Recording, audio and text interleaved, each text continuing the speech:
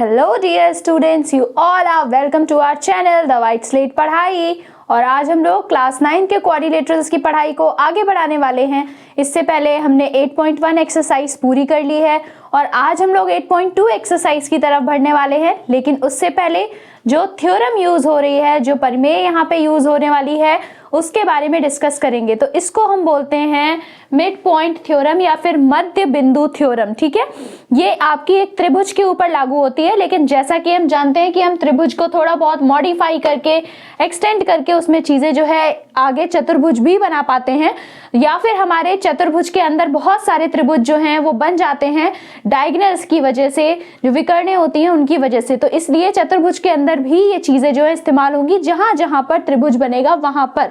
तो इसीलिए हम इसे पढ़ने वाले हैं अपने चतुर्भुज वाले चैप्टर में। चलो देखो, यहाँ पे जो हमारी थ्योरम 8.9 है वो कहती है the line segment joining the mid points of two sides of a triangle is parallel to the third side. इसका मतलब ये है कि एक ऐसी रेखा जो हमारे ट्रायंगल के दो साइड्स के मिड पॉइंट को जोड़ती हो, जैसे कि ए बी का मिड पॉइंट जो है, मध्य बिंदु जो है ई है, ऐसे ही ए सी का जो मध्य बिंदु है एफ है। तो एक ऐसी लाइन, मतलब ई एफ वो वाली लाइन हो गई जो दो मध्य बिंदुओं को जोड़ रही है, वो हमेशा समांतर होती है उसकी तीसरी साइड के, उसकी तीसरी भुजा के। अगर दो भुजाओं के मध्य बिंदुओं को जोड़ती हुई एक लाइन खींची जाए एक त्रिभुज में, तो वो हमेशा तीसरी भुजा के समांतर होती है, पैरेलल होती है। इसके अलावा उस तीसरी भुजा की आधी भी होती है वो। ठीक है, इसका मतलब यहाँ पे EF जो है वो एकदम एग्जैक्टली आधी है यहाँ पर BC के। इसलिए मैंने नीचे यहाँ पे ये रिजल्ट भी लिखा हुआ है कि आगे ये भी इस्तेमाल में आएगा कि जो बीच में ऐसे रेखा खींचती है वो नीचे वाली रेखा के आधी भी होती है। तो इसका भी इस्तेमाल में लेंगे हम। अब इसी थ्योरम का, इसी परिमेय का जो उल्टा रूप है वो है 8.10 हमारी थ्योरम। वो कहती है the line drawn through the mid point of one side of a triangle parallel to another side bisects the third side. यहाँ पर क्या कह रही है ये कि अगर मैं अपने एक पॉइंट से, यहाँ ये E जो है मिड पॉइंट है AB का, तो इस भुजा के अगर मिड पॉइंट से, मध्य बिंदु से एक ऐसी लाइन खींचूं जो तीसरी भुजा के, एक और भुजा के समांतर हो, पैरेलल हो, तो वो जो ये हमारी जिस रेखा को काट रही है इसको ऐसे प्रतिच्छेदित करेगी कि इसे दो बराबर हिस्सों में बांट देगी, बाइसेक्ट कर देगी। तो जो हमने यहाँ पढ़ा था, यहाँ पे हमने क्या कहा था कि दोनों भुजाओं के मध्य बिंदुओं से निकलती हुई जो रेखा होती है वो नीचे वाली जो हमारी भुजा है उसके पैरेलल होती है। यहाँ पे हम अब उल्टा कह रहे हैं कि अगर एक के मध्य बिंदु से निकलती हुई कोई रेखा है, मिड पॉइंट से निकलती हुई कोई लाइन है, और अगर वो पैरेलल भी है थर्ड साइड के, तो वो हमारी दूसरी साइड को, सेकंड साइड को जो है वो बाइसेक्ट कर देगी, टू इक्वल हाफ्स में डिवाइड कर देगी। तो यही दोनों थ्योरम्स, और जो हमारी पहले वाली थी उन्हें तो भूलना ही नहीं है, लाइंस एंड एंगल्स वाली जो चीजें थी उन्हें भी नहीं भूलना है, और जो आपने ट्राइंगल्स चैप्टर में अपनी सारी की सारी कॉन्ग्रुएंसी क्राइटेरियाज पढ़े हैं उन्हें भी नहीं भूलना है। उन सबको इस्तेमाल करते हुए जो है 8.2 एक्सरसाइज की तरफ बढ़ते हैं और देखते हैं कि पहला क्वेश्चन क्या कह रहा है। तो देखिए क्वेश्चन नंबर 1 यहाँ पर क्या कह रहा है हमसे कि ABCD एक हमारा क्वाड्रिलेटरल है। ये रहा ABCD, एक हमारा यहाँ पर क्वाड्रिलेटरल बना हुआ है, एक चतुर्भुज है जिसमें कि AB की मध्य बिंदु है P, BC की मध्य बिंदु है Q, CD की मध्य बिंदु या मिड पॉइंट है R, और DA का मध्य बिंदु या मिड पॉइंट है S, और AC जो है वो हमारी डायगोनल है। सिर्फ इतनी चीजें हमें दे रखी हैं, इसके अलावा इन्होंने कोई चीज हमें बताई नहीं है, सिर्फ मिड पॉइंट्स बता दिए हैं कि किसके किसके क्या हैं। और अब देखिए क्वेश्चंस क्या क्या दे रखे हैं। पहला क्वेश्चन हमसे यहाँ पर कह रहा है कि SR is parallel to AC। ये प्रूफ करना है हमें कि ये SR जो है ये AC के पैरेलल हो जाएगा, और साथ में हमें प्रूफ करना है कि SR जो है वो हाफ है, नहीं हाफ नहीं है, हाँ हाफ है AC का, SR जो है वो हाफ है AC का। ठीक है, ये तो पहली चीज प्रूफ करनी है हमें। सेकंड चीज हमें यहाँ पे प्रूफ करनी है कि PQ जो है वो SR के इक्वल है, और थर्ड चीज हमें यहाँ पर प्रूफ करनी है कि PQRS एक पैरेललोग्राम है जो अंदर बन रहा है। देखिए जब आप पहला ही क्वेश्चन सॉल्व करेंगे ना तो उससे आपको एक आइडिया मिलेगा कि मिड पॉइंट थ्योरम जिसका भी हमने इस्तेमाल किया था, जिसके बारे में सीखा था, तो वो चीज कैसे यहाँ पे यूज होने वाली है। देखो सबसे पहले कह रहा है SR is parallel to AC, हमें प्रूफ करना है। तो हमें ये चीज पता है कि मिड पॉइंट थ्योरम क्या कह रही थी मेरी अभी, कि जब कोई साइड जो है वो दो मिड पॉइंट्स को काटते हुए त्रिभुज की एक भुजा जाती है तो वो नीचे वाली थर्ड भुजा के साथ पैरेलल हो जाती है। तो अगर मैं ये वाला जो हमारा त्रिभुज है ये लेती हूँ ADC, देखिए फर्स्ट वाले के लिए अगर मैं त्रिभुज लेती हूँ ADC, ये वाला त्रिभुज ADC, तो ADC त्रिभुज में AD की मध्य बिंदु है S, ऐसे ही CD की मध्य बिंदु है R। तो इन दोनों मध्य बिंदुओं को ज्वाइन करती हुई अगर एक लाइन बनती है तो जाहिर सी बात है वो AC के पैरेलल हो जाती है मिड पॉइंट थ्योरम से। तो बस आप यही लिखोगे, in triangle ADC S is, in triangle ADC बस नॉर्मल लिख लो, S इज मिड पॉइंट, इसमें सिर्फ लिखना है आपको mid point of AD and R is mid point of CD। So by mid point theorem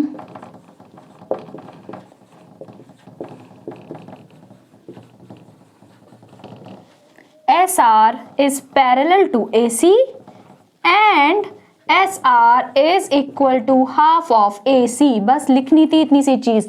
ऐसे ही हिंदी में जब आप लिखेंगे तो यही लिखेंगे कि त्रिभुज ADC में S मध्य बिंदु है AD का और R मध्य बिंदु है CD का, तो मध्य बिंदु परिमेय के द्वारा SR हमारा जो है समांतर रेखा है AC के और SR आधा हो जाएगा AC के। ठीक है, ये तो आप बिल्कुल ऐसे ही मैथमेटिकल लैंग्वेज में लिखेंगे, बस ऊपर जहां मिड पॉइंट लिखा है वहां मध्य बिंदु लिख देना इनकी जगह त्रिभुज ADC में। ठीक है, तो बड़ी ही आसानी के साथ देखो ये चीज जो है वो प्रूव यहाँ पर हो गई कि फर्स्ट वाला जो हमें दे रखा था। अब देखो सेकेंड वाला कैसे करना है, PQ is equals to SR वाला।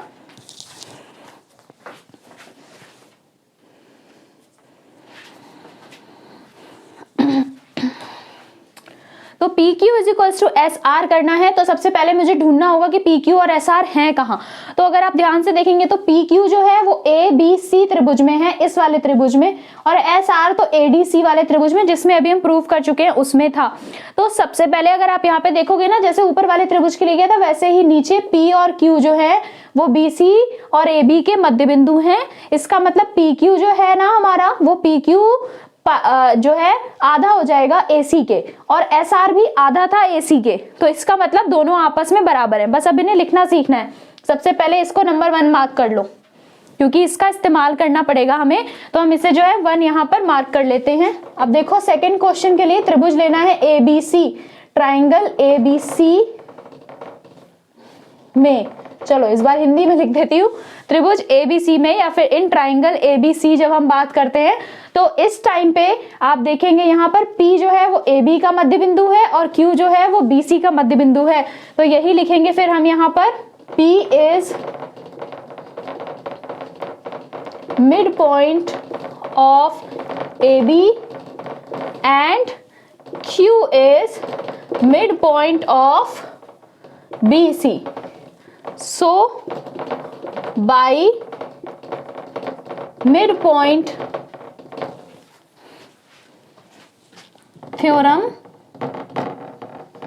फिर से मिड पॉइंट थ्योरम के थ्रू क्या हो जाएगा हमारा, PQ जो है वो हाफ ऑफ AC के बराबर आ जाएगा। PQ is equals to half of AC। तो अभी तो हमारा आधा काम हो पाया है। अब हम देखते हैं 1 और 2 को, तो दोनों चीजें हाफ ऑफ AC के इक्वल हैं। तो यूजिंग 1 and 2 जो हमें चाहिए था वो आ जाएगा यहाँ पे, PQ is equals to SR। ठीक है, ये हमने प्रूव कर लिया, PQ is equals to SR। और साथ में इसके अलावा हम एक और चीज यहाँ पे प्रूव करते हैं और वो हमारा प्रूव हो जाता है यहाँ पर, PQ is parallel to AC।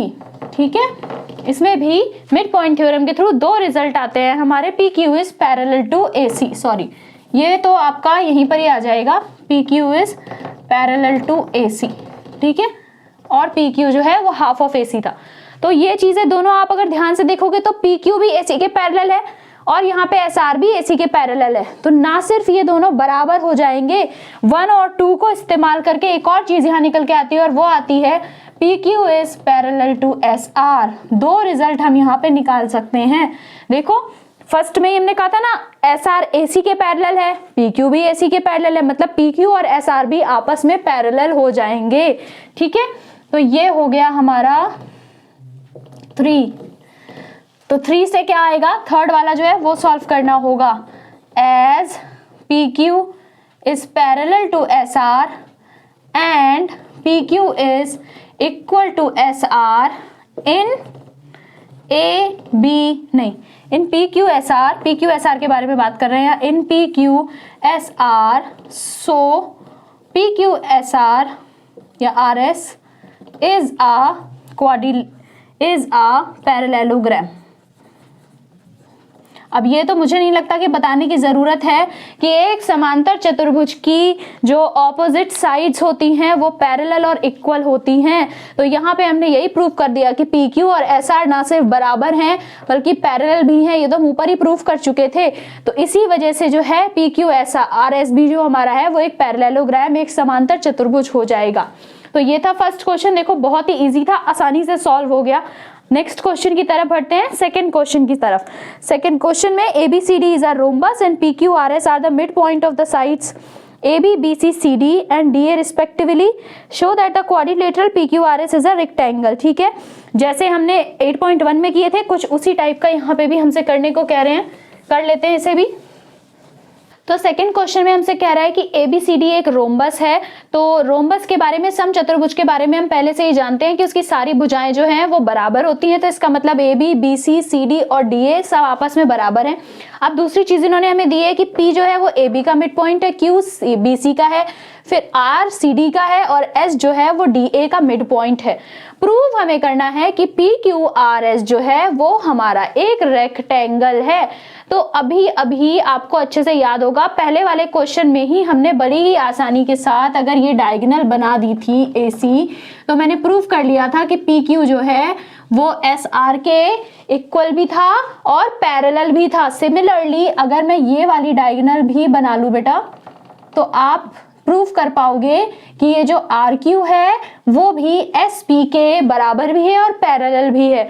तो जब दोनों चीजें बराबर भी हैं, पैरेलल भी हैं, तो रेक्टेंगल बिल्कुल हो सकती हैं, ऑपोजिट साइड्स इक्वल हैं और पैरेलल भी हैं। ठीक है, इसके अलावा एक चीज मुझे यहाँ पर और करनी होगी कि मुझे इसका एक एंगल कोई भी 90 डिग्री का प्रूफ करके दिखाना होगा, क्योंकि एक रोम्बस में भी देखो मतलब ऑपोजिट साइड्स पैरेलल और बराबर एक पैरेललोग्राम में भी होती हैं। तो ये एक पैरेललोग्राम आसानी से प्रूव हो सकता है, लेकिन मुझे इसे भी 90 डिग्री दिखाना है। तो वो भी आपको अच्छे से पता है, इतनी बार कर चुके हैं हम लोग। आप तो ये वाला जो क्वेश्चन है कि अगर ये पैरेललोग्राम प्रूव हो जाए तो कैसे ये दोनों ऑल्टरनेट इंटीरियर एंगल हो जाते हैं, हमारे को इंटीरियर एंगल हो जाते हैं और साथ में हम इन्हें इक्वल आसानी से प्रूव कर पाते हैं। तो देखते हैं। देखो जो किया था बस वही लिखने का खेल है यहाँ पर भी, और फिर आपका काम हो जाएगा। तो जल्दी जल्दी से लिख देती हूँ मैं ताकि तुम आसानी से समझ जाओ। तो पहले तो मैं ये मिटा देती हूँ, अभी इस वाले के बारे में बात नहीं कर रहे तो तुम्हें कंफ्यूज नहीं करना है मुझे।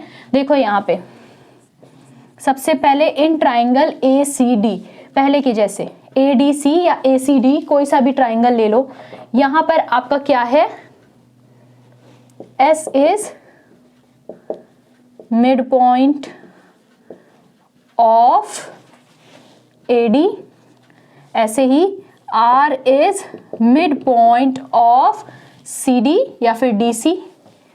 सो बाई मिड पॉइंट थ्योरम को अब मैं मिड पॉइंट थ्योरम MPT लिख दूंगी। ठीक है, so by mid point theorem से यहाँ पे क्या हो जाएगा मेरा, SR is parallel to AC and SR is half of AC। तो पहले के जैसे इसे 1 ले लिया मैंने यहाँ पे। आप देखना इन ट्राइंगल दूसरा वाला ABC में P is mid point of AB, जो लिखा था वही सेम चीज है, और Q is mid point of BC।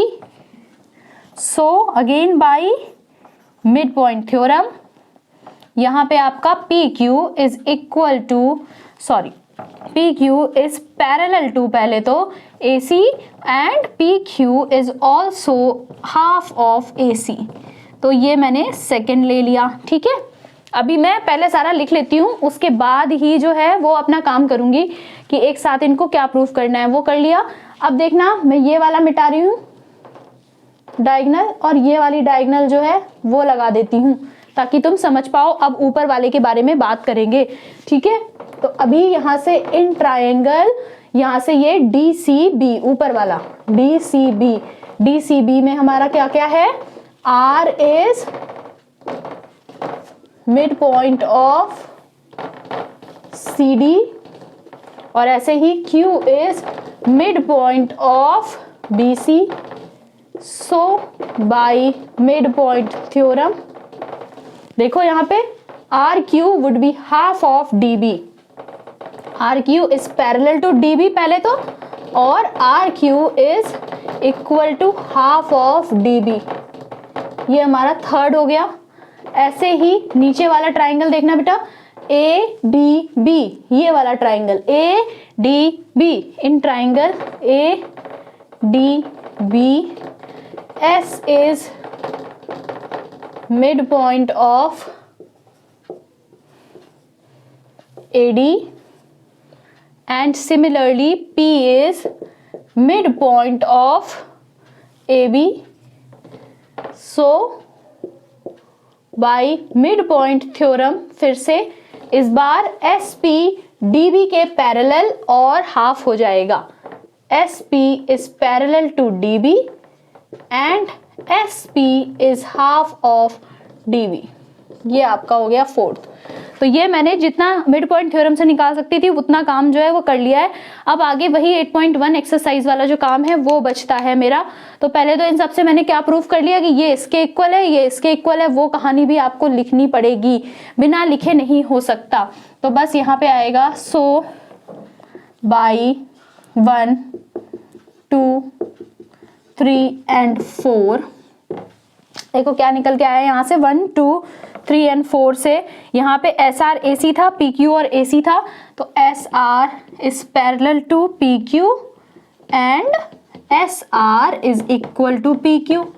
एक तो ये निकल के आया, और इन दोनों में देखेंगे हम लोग तो RQ is parallel to SP and RQ is equal to SP। ये दो चीजें जो हैं यहाँ पे निकल के आ गई हैं हमारी। सो PQRS इज अ पैरेललोग्राम। एक समांतर चतुर्भुज जो है वो हमारा PQRS यहाँ बन चुका है। PQRS हमने एक पैरेललोग्राम यहाँ पर जो है वो प्रूफ कर लिया है। अब मिड पॉइंट थ्योरम को ही यूज करते हुए जो है मैं कोई भी एक एंगल भी यहाँ पर जो चाहूँ उसको अपना बना सकती हूँ 90 डिग्री। अब कैसे, वो ध्यान से देखना। मैं इसे O मान लेती हूँ, और अगर मैं इसे O मान लेती हूँ और फिर उसके बाद आप यहाँ पर देखो ये ही वाला ट्राइंगल AOB, ठीक है। आपको ये ट्राइंगल देखना है AOB, ठीक है। इस ट्राइंगल को अगर आप देखते हैं तो आप यहाँ पर देख पाएंगे कि जो हमारा ये वाला पॉइंट है ये इतना जो है वो इतने के बराबर है, फिर से मिड पॉइंट थ्योरम की वजह से, ठीक है। मिड पॉइंट थ्योरम की वजह से कैसे, ये पूरा जो था ये इस आधे के बराबर था, ठीक है। तो इसका मतलब हुआ कि ये जो इसका पार्ट है ये भी इस आधे के बराबर होगा। चलो इन्हें भी नाम दे लेते हैं। ये जहां जहां पर जो है वो कट कर रहे हैं ट्राइंगल, हमें ये वाला देखना है इस बार AOB, ठीक है। AOB वाला ट्राइंगल देख रहे हैं तो AB का तो हाफ ये है ही यहाँ पर। उसके अलावा ये जहां से पास कर रहा है ये भी हमारा मिड पॉइंट है और ये भी हमारा मिड पॉइंट है। तो ये दो मिड पॉइंट को जोड़ते हुए जब जाता है तो ये भी हमारा बन जाएगा। इसे मैं दे देती हूँ यहाँ पे E और F का नाम। तो बस इसी को लिख देती हूँ। AOB वाले ट्राइंगल के बारे में हम बात कर रहे थे, इस वाले ट्राइंगल के बारे में। तो देखो इन ट्राइंगल AOB में मेरा क्या हो रहा है यहाँ पर कि EP जो है वो है मेरा हाफ ऑफ OB, ठीक है। EP जो है हाफ ऑफ OB है और साथ में EP जो है वो पैरेलल हो जाएगा मेरा OB के, ठीक है, पैरेलल हो जाएगा मेरा OB के। तो इतना तो मुझे पता चल ही रहा है कि इतना ये है यहाँ पर।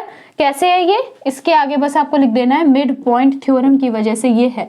कैसे है, मिड पॉइंट थ्योरम की वजह से ये है। तो इससे मेरा क्या निकल के आएगा, OB का हाफ कितना है यहाँ पे, OF है यहाँ पर, ठीक है। तो इसका मतलब EP जो है वो बराबर हो गया OF के, और साथ में EP जो है वो पैरेलल भी हो गया OF के। तो अब अगर तुम सिर्फ इतना देखो, इतना हिस्सा, तो ये इतना हिस्सा भी एक छोटा पैरेललोग्राम जो है वो बन जाता है। तो अब हम उसे भी लिख लेते हैं। सो EOFP इज अ पैरेललोग्राम, ये भी एक समांतर चतुर्भुज यहाँ पर बन गया। और अगर ये भी समांतर चतुर्भुज बन गया हमारा, ठीक है, तो हम इसके साथ क्या कर सकते हैं, जब ये हमारा समांतर चतुर्भुज है तो इसके जो ऑपोजिट एंगल्स होते हैं वो इक्वल होते हैं, ठीक है। और रोम्बस की जो दोनों की दोनों डायगोनल्स होती हैं वो हमेशा 90 डिग्री पे कट करती हैं। इसका मतलब ये वाला जो एंगल है वो 90 डिग्री है, तो ये एंगल भी अपने आप ही 90 डिग्री हो जाएगा, जो मुझे इसको रेक्टेंगल प्रूफ करने के लिए चाहिए था। तो देख लो, बस इतना ही लिख लेना है हमें। EOFP इज अ पैरेललोग्राम, ये हमने प्रूफ कर लिया। So angle EOF would be equal to angle EPF and that would be equal to 90 degree. क्यों? क्योंकि ये एक रोम्बस था जो हमारा सबसे पहले बताया गया था हमें, ये एक हमारा रोम्बस था, तो इस वजह से इसकी डायगोनल्स 90 डिग्री पे कट करती हैं। एज ABCD was रोम्बस, ये एक समचतुर्भुज था जिसकी जो हमारी डायगोनल्स होती हैं, विकर्णें होती हैं, वो 90 डिग्री पे कट करती हैं, इसलिए ये भी 90 हो गया। सो फाइनली जो प्रूफ करना था, PQRS is a rectangle, opposite sides equal और पैरेलल है, और साथ में 90 डिग्री का एंगल भी बन रहा है, तो ये हमारा रेक्टेंगल प्रूव हो गया। तो इस एक्सरसाइज में 7 क्वेश्चंस हैं। आज मैंने आपको थ्योरम समझाई, उससे रिलेट करते हुए कैसे क्वेश्चंस लगाने हैं ये बताया। अब बाकी के नेक्स्ट वीडियो में हम 5 क्वेश्चंस करके इस चैप्टर को खत्म कर देंगे। चलिए फिर मिलते हैं नेक्स्ट वीडियो में।